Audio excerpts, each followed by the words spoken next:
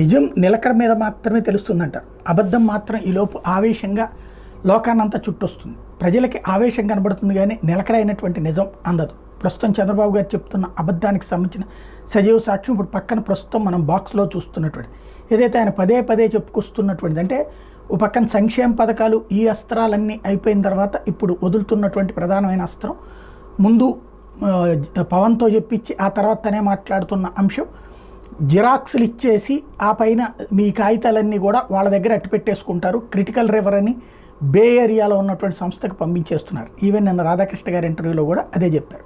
ప్రాక్టికల్గా అది సాధ్యమా అంటే అసాధ్యమైంది. ఒక రకంగా చెప్పాలంటే ఇదివరకు చంద్రబాబు నాయుడు గారు అనుసరించిన ఫార్ములానే ఇప్పుడు జగన్ కూడా ఫాలో అవుతున్నాడు. అదేంటి అంటే, ఒకటి, మన దగ్గర ఉన్నటువంటి డేటాని ఇంకో దేశానికి పంపించడానికి సాధ్యం కాదు.